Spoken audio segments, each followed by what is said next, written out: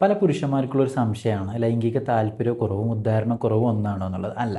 ലൈംഗിക താല്പര്യക്കുറവ് എന്ന് പറഞ്ഞാൽ ലൈംഗിക ബന്ധത്തോടു കൂടെ തന്നെയുള്ള താല്പര്യക്കുറവാണ്.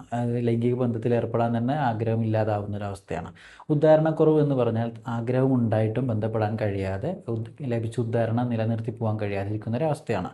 ഇതൊന്ന് വളരെ കോമൺ ആയിട്ട് പുരുഷന്മാരുടെ ഇടയിൽ കണ്ടുവരുന്ന രണ്ട് പ്രശ്നങ്ങളാണ്. ചിലർക്ക് ഇത് രണ്ടും ഒരേ സമയത്ത് തന്നെ ഉണ്ടാകും. താല്പര്യക്കുറവും അതുപോലത്തെ ഉദ്ധാരണക്കുറവും ഉണ്ടായിരിക്കും. ചിലർക്ക് ഉദ്ധാരണക്കുറവ് മാത്രമായിരിക്കാം പ്രശ്നം, അല്ലെങ്കിൽ ആകെ ഈ ഒരു ലൈംഗിക താല്പര്യക്കുറവായിരിക്കും ഒരു വിഷയമായിട്ട് വരുന്നത്.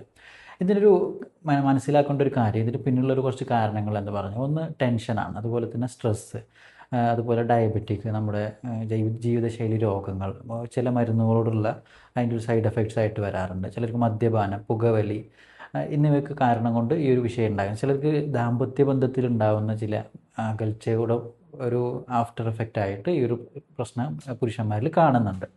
നമ്മൾ ചിന്തിക്കേണ്ട ഒരു കാര്യം, ഇത് ചികിത്സിച്ച് മാറ്റാൻ പറ്റാവുന്ന രണ്ട് പ്രശ്നങ്ങളാണ്, അല്ലാതെ ചികിത്സയില്ലാതെ ഇല്ലാത്ത രണ്ട് വിഷയങ്ങളല്ല.